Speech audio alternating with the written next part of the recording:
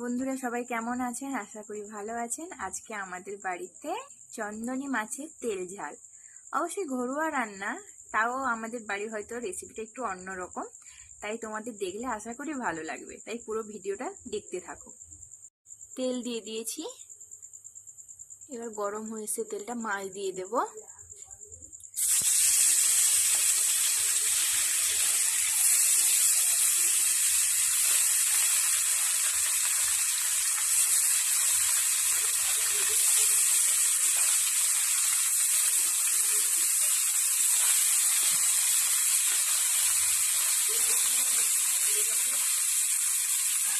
এই মাছটা ভালোভাবে লাল করে ভেজে নেব। তেল ঝাল যখন হবে বেশি কড়া ভাজবো না, হালকাই ভাজবো।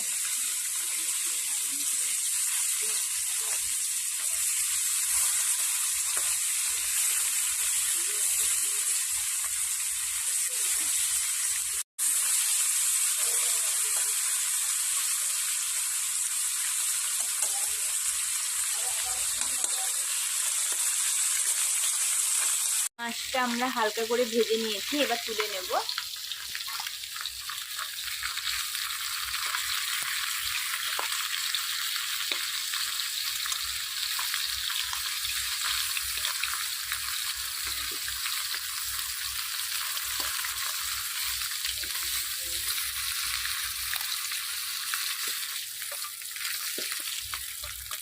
ইলিশ মাছ যেভাবে একটু হালকা ভাজা হয়, অনেকের বাড়িতে আবার ইলিশ মাছ হালকা ভেজে রান্না করে, কিন্তু আমাদের বাড়িতে কাঁচা ইলিশ মাছের রান্না হয়, ওইভাবেই ইলিশ মাছটা মতনই আমরা চন্দনী মাছটা হালকা ভেজে নিলাম। আমরা আর একটু তেল দিয়ে দিলাম, এবার কালো জিরে দিয়ে দেব, পেঁয়াজ দিয়ে দেব, টমেটো দিয়ে দেব,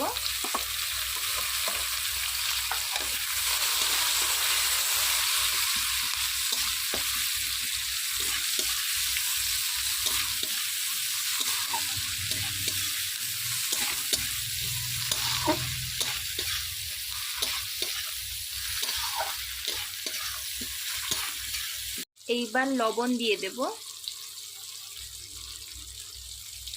মাছে লবণ আছে তাই এখানে হালকা লবণ দিলাম।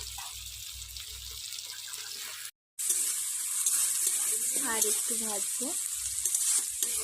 আর হ্যাঁ, চন্দনী মাছের তেল ঝাল হোক আর যে কোনো তেল ঝাল হোক, কাঁচা লঙ্কা ব্যবহার করা হয়, কিন্তু আজকে আমরা লঙ্কা বাটা মানে শুকনো লঙ্কা বাটা আর আদা বাটা দুটো বেটে রান্না করব। দেখবে ওর টেস্ট আলাদা, পুরোই আলাদা, চেঞ্জ হয়ে যায়।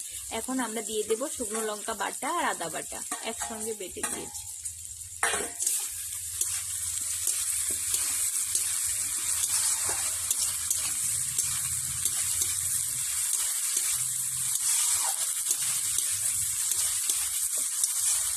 লঙ্কাটা একটু ভালোভাবে ভেজে নেব।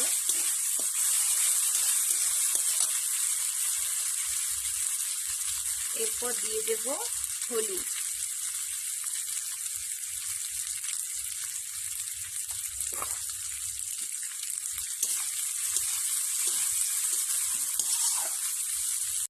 এইবার আমরা সাদা সর্ষে বাটাটা দিয়ে দেব, ওই জলটা দেব।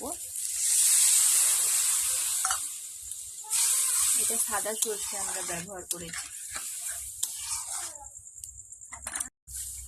আর তোমরা কিন্তু সাদা সর্ষে কালো সর্ষে ব্যবহার করতে পারো, ওটাও ভালো টেস্ট হবে, খারাপ হবে না, ভালো টেস্ট হবে। অবশ্যই তোমাদের ভিডিওটা যদি ভালো লাগে লাইক কমেন্ট শেয়ার করে দিও।